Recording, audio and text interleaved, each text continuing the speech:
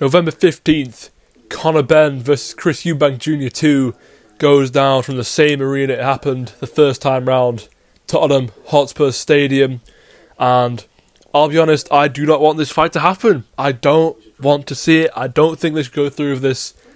I'm going to give all my reasons why, but that's the main point of this video, and hopefully I can convince you to think the same way, because I really don't want this to go down for several reasons. I think Conor Benn, I think he needs to focus on welterweight. He needs to focus on his own weight class, 147. Chris Eubank side, I think he's done. I don't think he needs to make another weight cut like that. I think he should retire. I think his career's done, honestly, after that first fight against Conor Benn. And the first fight was just too good. The first fight was perfect. It was absolutely perfect. So I'm going to break it all down right now. Conor Benn does not need to chase down Chris Eubank at 160. Conor Benn is likely never ever going to fight there again after he's done with Chris Eubank. And if he does, he's not going to be there for a very long time. He needs to focus on his own weight class. And he needs to concentrate on winning world titles. There's big American fighters that have fought before at 147. Whether that be Ryan Garcia, Devin Haney, Rolly Romero. He needs to fight those kind of guys. He needs to be chasing down belts. He needs to be chasing down greatness like his father. And I don't think beating Chris Eubank Jr. gives him the greatness that he's looking for and the legacy that he's looking for. He shouldn't be trying to carry on his father's legacy. He should be trying to carve his own. And he's already carried on his father's legacy with the first fight. He doesn't need a win. He's already earned the respect of the boxing fans from that first fight, because that first fight was unbelievable. It was perfect. It was a brutal war, back and forth. Both men landing big shots. Yeah, he didn't get the job done, so what?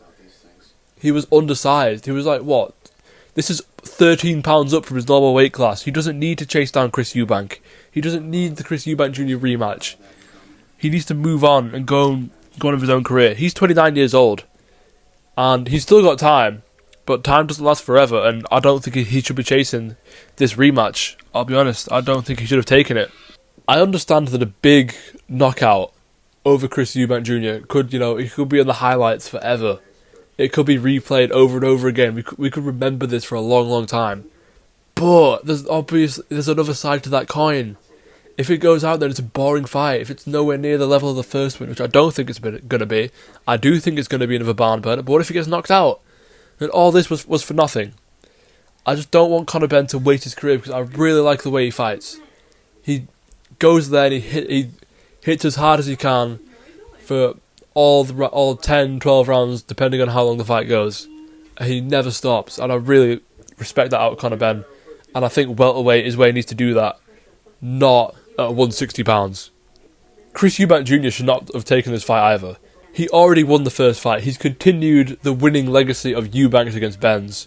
He doesn't need the rematch.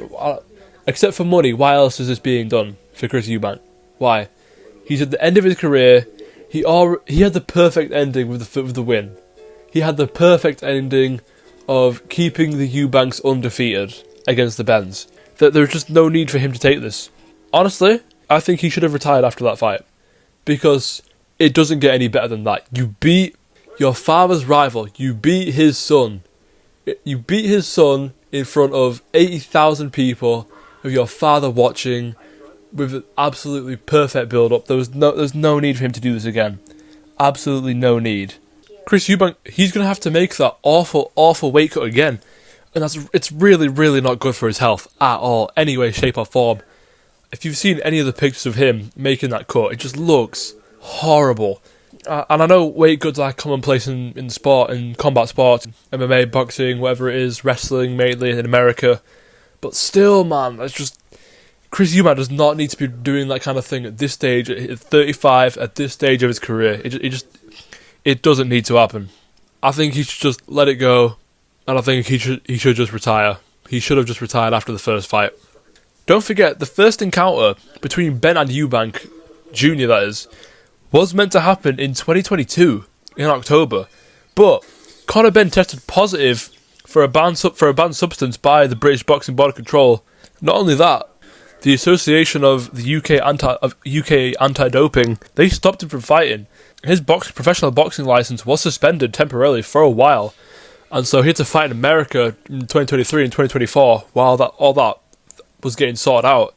Eventually, the National Anti-Doping Panel did lift his suspension, as the UKAD did not have sufficient evidence that Conor Benn committed an anti-doping violation.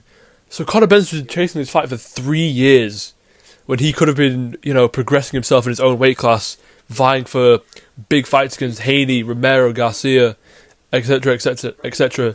Any of the big stars who fight at welterweight. He could have been vying for those fights. Even at super welterweight against Boots Ennis, that could have been a big fight. He could have gone up there if he really wanted to, and then he could have been the face of British boxing for the lower weight classes at welterweight, and he could have been trying to beat these American guys and prevail and show the elegance of British boxing and the superiority of British boxing. He could have tried to do that, but he's been chasing the Eubank fight instead, which I think, for 3 years, and they've had the fight now, so I don't think there's any need for the rematch, because they've had it, it's done, and I just don't think Conor Benn needs to put any more time or effort into this fight. A final point, the first fight was just too perfect. It was too good. I talked about it before, but the build, the interviews that Chris Eubank Jr. is doing, he says to Junior, "I will never be in your corner."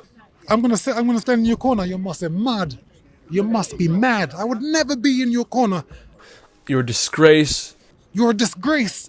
You're smashing an egg in someone's face, and then you're saying you're trying to justify it. There's no justification for that. There's nothing noble about that. Chris Eubank slapped an egg across Conor Benn's face. I mean, come on, you can't beat that kind of stuff. That was amazing to see. And Chris Eubank Sr., who taught you that? Did Karen teach you that? I didn't teach you that. I taught you that. I didn't teach you that. Who taught you that? Did Karen teach you that? Who taught you that? It was perfect. Everyone was talking about it. It was such a good build.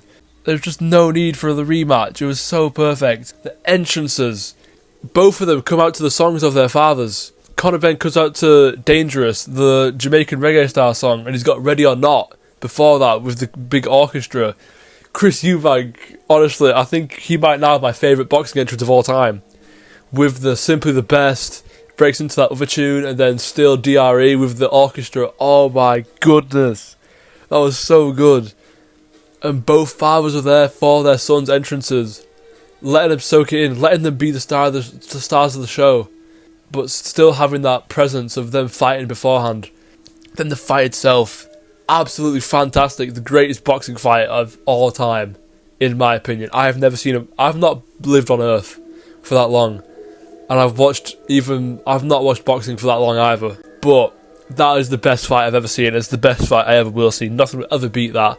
12 rounds of beating the absolute crap out of each other and just taking each other out, just mauling each other. The amount of times Conor Benn landed on Chris Eubank's chin, the amount of power that they had, I do not understand how Chris Eubank survived those shots. And same to Conor Benn. Chris Eubank landed to bombs on Conor Benn, but Conor Benn still kept throwing. And to the final bell, genuinely to the final bell, they were both throwing everything. Legendary behaviour, as Chris Eubank Sr. said. I mean, he couldn't move around the ring, and so he had to stand toe-to-toe. I mean, that is legendary behaviour in the ring. Legendary. And even after the post-fight, Chris Eubank Sr. Rastafari, lick him up. Rastafari, lick him up, lick him up, lick him, got it. We got so many legendary moments from the first fight. I don't think they should try and recreate that. I don't think they should try and capitalise on it. I don't think they should try and get it again. They need to just leave themselves be. They need to leave that fight as it is, leave it in the past, leave the rivalry where it is. And if there's a next generation in the future, if that happens, let them do it. Because, as far as I'm concerned, Eubank Jr. and Conor Benn, they had a perfect ending to their first fight. Let me know what you think. Do you still want the second fight to happen? I personally just don't want them to ruin the legacy of their first fight. But I'm still excited for it because it's probably going to be another banger. I just don't think it's going to be as good as the first one. And that's pretty much the main reason why I don't want to see this one happen. But still can't wait for it.